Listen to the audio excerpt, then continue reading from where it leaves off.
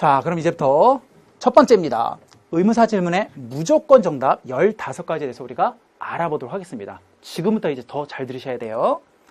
자, 근데 전쟁터에 나가게 되면 내가 누구랑 싸우는지 먼저 좀 알아야 되겠죠. 내가 북한군하고 싸우는 건지 일본군하고 싸우는 건지 누구하고 싸우는지도 몰라서는요, 절대 전쟁에서 승리할 수 없습니다. 자, 그래서 먼저 우리가 도대체 의문사 질문에서 의문사란 도대체 무엇인가를 갖다가 잠깐 좀 생각해 볼 필요가 있어요. 여러분, 의문사가 뭔지 제가 이렇게 말은 써놨지만 이게 바로 마음속으로 다가오진 않을 거예요. 제가 한번 읽어보겠습니다. 특정 정보가 필요할 때 사용된다. 그래, 특정 정보란 과연 무엇일까? 그래. 자, 여기 간단한 예가 있습니다. 첫 번째, 사람이 궁금합니다. 그러면 의문사 도대체 무엇이 필요할까요? 당연히 네, who라는 것이 필요하겠죠. 장소가 궁금하면 어떤 의문사가 필요할까요? 네, where라는 의문사가 필요해요. 시간이 궁금하면 어떤 의문사가 필요할까요? 맞습니다. when이라는 의문사가 필요해요. 즉, 사람이란 특정 정보가 궁금해? 그러면요, 의문사 중에서도 who라는 의문사가 필요한 것뿐이고요. 장소라는 특정 정보가 궁금하면 당연히 뭐다? 장소를 말해주는 where라는 의문사가 필요한 것뿐이에요. 이것처럼 의문사란 각각의 특정 정보가 필요할 때 필요한 장치인 것뿐이에요. 아, 조금은 이제 이해되시죠? 그렇구나. 내가 어떤 특정 정보가 필요할 때 그 특정 정보를 물어보기 위해서 마치 뭐다? 특정 의문사가 필요한 것뿐이었구나 라는 거, 완전히 쉬운 논리입니다. 여기까지 이해되시죠? 네, 좀 더 넘어가 볼게요.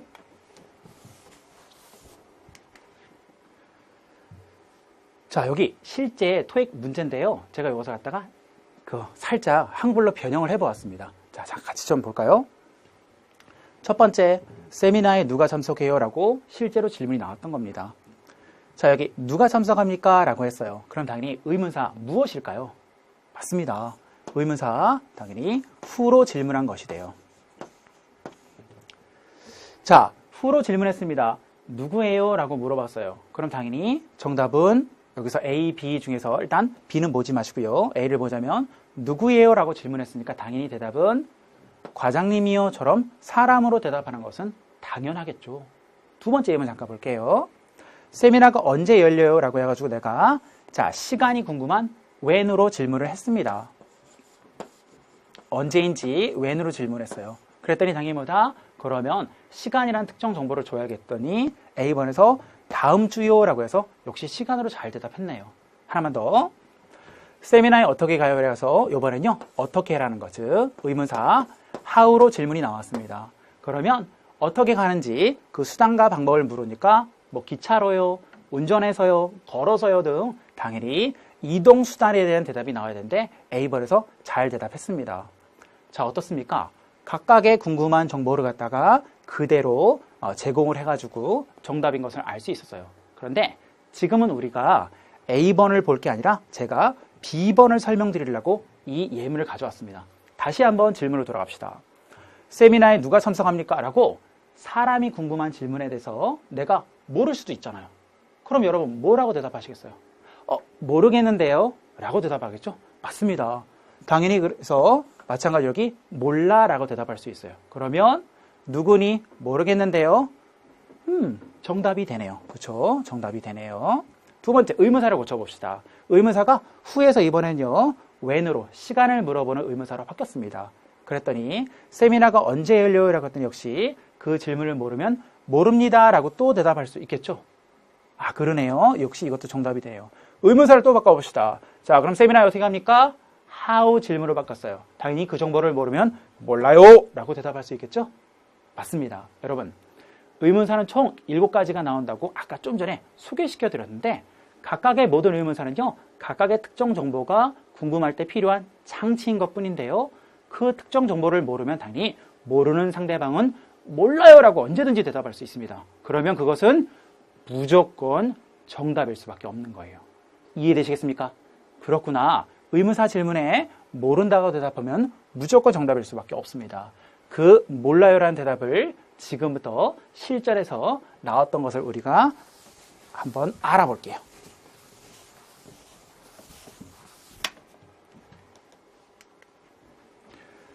자, 여기 무조건 정답 15가지 중에서 최근에 가장 빈출도가 높은 거 8가지를 제가 화면에 띄워봤습니다. 요거는 이번 달에도 반드시 여러 개가 나오기 때문에 여러분이 꼭 머릿속으로 외워두셔야 되는데요. 선생님, 이 많은 것을 어떻게 다 외웁니까? 하지만요, 잠시 후에 저랑 같이 외우는 연습을 하게 될 거예요. 먼저 일단 어떤 것인지 알아보도록 합시다. 자, 첫 번째 볼게요. 제가 한번 읽어보겠습니다. I don't know. 모르겠습니다. 라는 대답이 나왔네요. 즉, 자, 질문에서 의문사가 나왔는데 갑자기 보기 중에 하나가 I don't know 라고 나왔습니까? 그럼 그게 바로 정답이니까 나머지 보기는 들을 필요도 없고요. 해석할 필요도 전혀 없겠습니다. 완전히 쉽죠? I don't know. 두 번째 보도록 합시다. 두 번째는요. I'm not sure. 확실하지 않아요. 즉, 그래서 잘 모르겠습니다. 라는 대답에 속해요. 여기까지는 따라올 수 있겠죠? 쉽네요. 날이 추워요. 그렇죠? 막 콧물이 자꾸 나오네요. 자, 세 번째 보도록 합시다. 세 번째부터는요, 좀 길어졌어요. 하지만 제가 줄여드릴 거예요. 일단 해석해보면요. that 그것은 hasn't been announced. announce는요, 어떤 것을 발표하다라는 뜻인데요. 요것을 갖다가 줄여서 우리가 not announced. 이렇게만 외우시면 돼요. 그러면 뭔가 모르지만 발표되지 않아서 모르겠습니다. 라는 말을 속해요.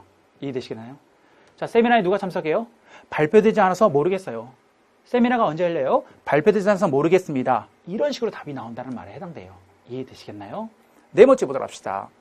자, 저는요, haven't decided yet. 아직 decide, 결정하지 않아서 역시 모르겠습니다. 당연히 이것도 not decided. 이렇게만 외우시면 돼요. 간단하시겠죠? 다섯 번째 보도록 합시다. 자, 그것은 hasn't been discussed yet. discuss는요, 토론하다, 논의하다, 상의하다라는 대답입니다. 그래서 이것도 줄여서 우리가 not discussed 이렇게만 외우시면 돼요.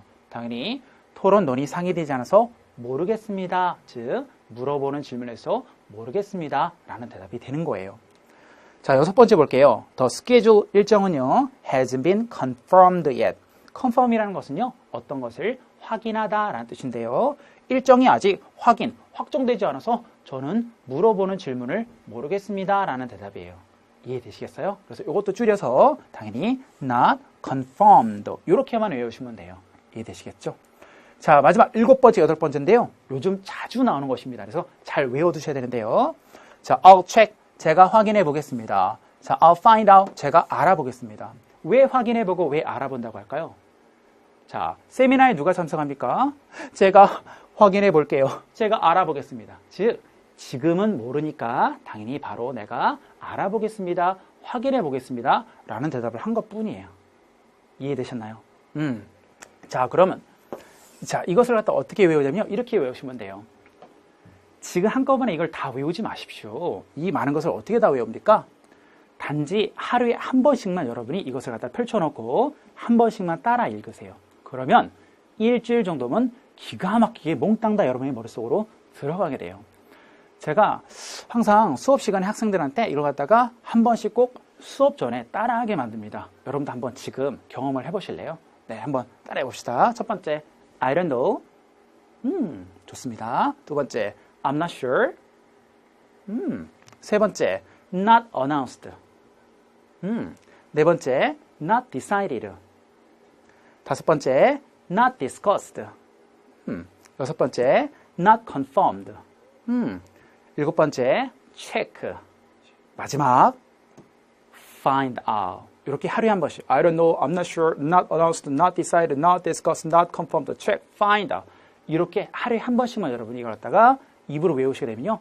일주일 후면 기가 막히게 머릿속에 들어가 있던 것을 자신도 모르게 깨달게 돼요. 그러면 나중에 점수를 갖다가 너무너무 쉽게 딸 수 있습니다.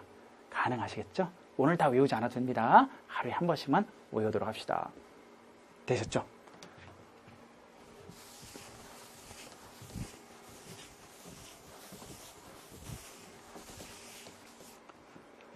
자, 그 다음에 9번째부터 15번째까지는요, 지금 제가 전달해 드리지 않을 거예요. 이건 우리가 본문 강의 가서 제가 나머지 것을 갖다가 하나하나 여러분한테 전달해 드릴 거예요.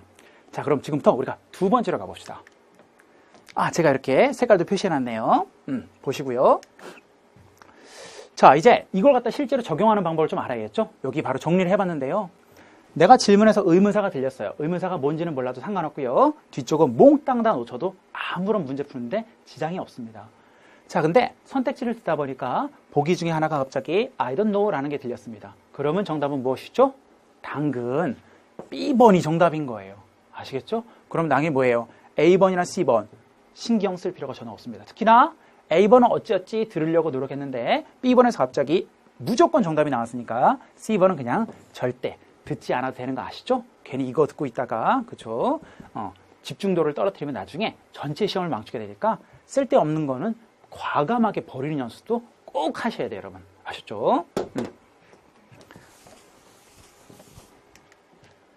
자, 이제 두 번째로 갑니다. 우리 두 번째. 의문사 질문은 이번에는 무조건 오답이에요.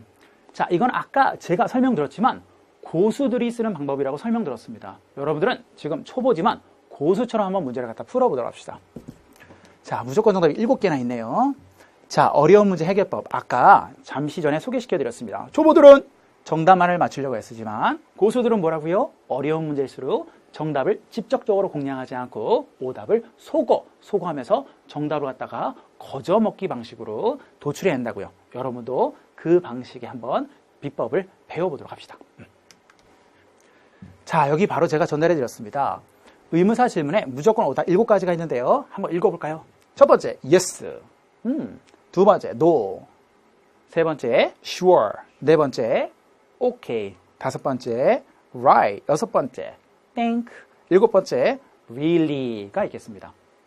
좀 이따 해석을 제가 해드릴게요. 자, 예문 좀 봅시다. 자, 여기 역시 기출 예문인데요. 한글로 잠깐 고쳐봤습니다. 첫 번째 예문 봅시다. 세미나에 누가 참석해요? 라고 해서 역시 아까 의문사 후 질문이 나왔습니다. 자, 그럼 혹시 이 대답이 가능할까요? 네 라는 대답이요. 다시 읽어볼까요? 세미나에 누가 참석해요? 네. 좀 말이 좀 이상하죠. 두 번째 볼게요. 세미나에 언제 가요? 해서 의문사가 이번에는 바뀌었네요. 자, when 의문사로 바뀌었고요. 대답이 이게 될까요? 네. 말이 좀 이상하죠. 다시 한번 읽어볼까요? 세미나에 언제 가요? 네. 좀 이상하죠. 다른 걸 볼까요? 세미나는 어디에서 열려요? 해가지고 의문사가 또 바뀌었습니다. 이번엔 장소를 의미하는 where로 바뀌었네요. 대답, 네. 말이 계속 이상하죠. 네. 역시 밑에 걸 봐도 마찬가지입니다. 누가 참석합니까? 네. 언제 가요? 네. 어디에서 열려요? 네. 어떻게 가요? 네. 이거는 대답이 아니라 솔직히 반항에 속해요. 의문사 질문은 절대로 yes나 no식으로 대답할 수 없다는 것이 큰 특징에 해당돼요. 요거는 여기 간단한 예를 제가 들어드렸는데 먼저 보시면 Did you attend the seminar? 라고 해서 당신은 세미나에 참석했나요? 라고 물어보면 당연히 참석했으면 네 라고 대답할 수 있겠죠. 또는 Can you open the window? 창문 좀 열어주시겠습니까? 라고 뭔가를 요청했어요. 그러면 당연히 열어줄 수 있으면 물론이죠 라고 sure 라고 대답할 수 있는 것처럼 절대로 yes, sure 이런 대답은요. 즉 네 라는 대답은 조동사로 질문했을 때만 대답할 수 있는 거예요. 반드시 특정 정보를 물어보는 의문사로 질문할 때는 이렇게 yes나 no란 식으로 근거 없게 대답할 수 없다는 것이 큰 특징이 되겠습니다. 약간 좀 의미가 이해가 되시나요? 완벽하게 몰라도 그렇군요.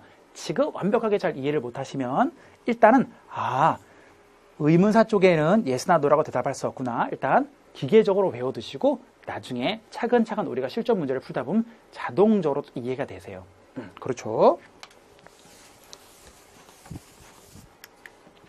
자, 여기 그래서 일단 내가 뜻을 또 적어놨습니다. yes는 당연합니다. 네 라고 대답하고요. 해석하고요. no는 당연히 아니요 또는 아니요라고 해석하고요. sure. 자, sure라는 것은 학생들이요. 굉장히 착각하는 경우가 많은데요. yes하고 똑같은 개념 아니야? 라고 착각하는 친구가 많은데요. sure라는 것은요. yes의 한 3배 정도 강조되는 표현이라고. 즉, 긍정의 강조 표현이 sure인데요. yes하고는 절대 달라요. 선생님, 강조하면 똑같은 거 아니에요? 아니에요. 이게 어떤 순간에는요. 절대로 sure라고만 대답할 수 있지 yes라고 대답이 불가능한 그런 문제들도 있어요. 근데 이걸 갖다가 전혀 모르고 초보들이라든가 때로는요 강사님들도 헷갈려 하시더라고요. 안 됩니다. yes하고 sure는요 전혀 다른 개념인데 나중에 또 제가 예문 들어드릴게요. 일단 물론이죠 라고 해석한다는 거 이거 알아두세요. 원래 해석은요 5가지 해석이 가능하거든요. 네 번째입니다. 오케이, 좋아요 라는 것은요 나중에 보면 알겠지만 뭔가를 갖다 상대방이 제안할 적에 우리 밥 먹으러 갈까? 좋아요 처럼 보다 뭔가를 제안할 적에 그것을 갖다 수락할 적에 쓰는 대답이 오케이인 거예요. 5번째 보도록 합시다. right이 있는데요. right은 무엇의 줄임말이냐면 여기 있듯이 that's right. 그 말이 맞습니다. You're right. 당신 말이 맞아요. Alright. 좋습니다. 처럼 다 요 3가지의 줄임말이에요. 어쨌든 보기 중에서 right, right이 들리면 그냥 이거구나라고 똑같이 생각해도 상관이 없고요. 6번째입니다.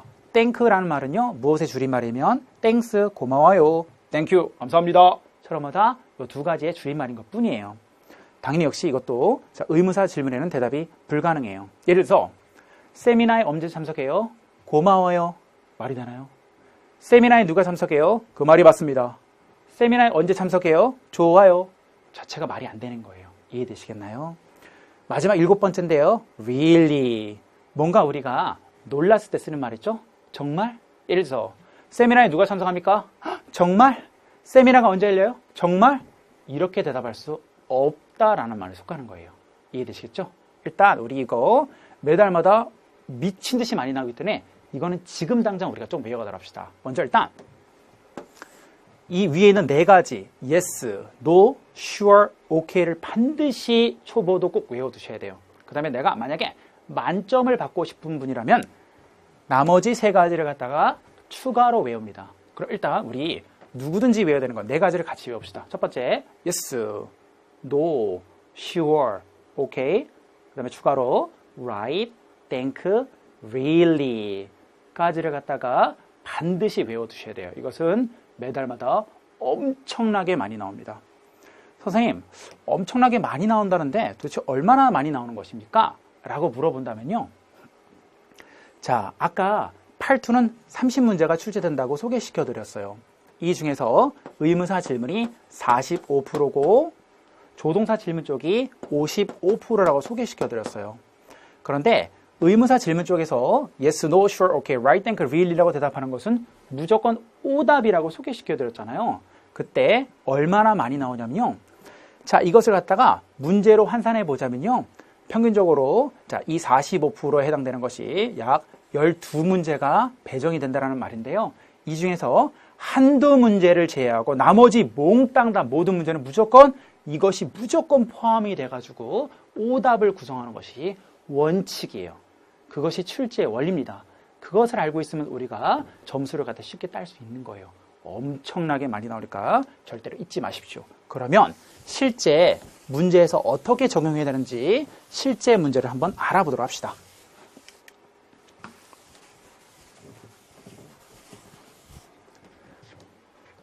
네, 여기. 자, 역시 의문사로 시작을 했습니다. 뒤는 다 놓쳐도 아무 상관없습니다. 지금은요. 자, 듣다 보니까 보기 중에 하나가 yes로 대답을 했어요. 그럼 A번은 정답일까요? 오답일까요? 맞습니다. 얘는 절대로 오답이에요. 절대로. 절대로 오답이니까 얘는 yes 하자마자 뒤는 절대 듣지 않습니다. 그런데 가끔가다 초보들은 이런 착각을 해요. 또는 이런 실수를 하는데요. yes니까 아, 오답인 거 알았어. 그런데 뒤를 갖다 자기도 모르게 듣고 있어요. 근데 뒤는 질문에 대해서 말이 될 수도 있어요. 그럼 이건 정답일까요? 아닙니다. 정답이라는 것은 한 군데도 틀림이 없어야 돼요. 반드시 질문에 일치하는 것이 나와야만이 정답인데 여기서는 yes 때문에 오답이니까 뒤에는 아무리 질문에 대해서 맞는 말이 나와도 전체 A번은 정답이 될 수 없는 거예요. 이해되시겠죠? 그러니까 yes 나오자마자 뒤쪽은 신경 접으시고 다음번 보기에 귀를 쫑긋 세우고 듣고 있으면 되겠습니다. 가능하신가요? 가끔가다 이렇게 나옵니다. 전체 3가지 보기 중에서 2가지의 yes, no, sure, okay라는 것이 있습니다. 그럼 당연히 정답은 뭐예요? 맞습니다. 당연히 C가 정답이겠죠. 그런데 아까 만약에 요거 sure가 없는 거 있죠? 즉 보기 중에 하나에 yes가 들어있는 것 이것이 매달마다 얼마나 많이 나온다고요? 전체 의문사 질문 12문제 중에서 한 문제나 2문제를 제외하고 나머지 평균적으로 10문제는 무조건 한 가지 보기에 yes나 no가 꼭 들어있으니까 반드시 한 가지 선택지를 제외하고 이지선다로 만들어서 둘 중에 하나만 선택하시면 돼요. 의문사 질문이 쉬운 이유는 뭐냐면요. 질문 자체도 쉽지만 정답도 솔직히 겉으로만 삼지선다지 이것이 솔직히 이지선다와 똑같기 때문에 그래서 의문사 질문은 더욱더 쉽다라고 말을 하는 것 뿐이에요. 이해되시겠나요? 그렇죠? 좋습니다.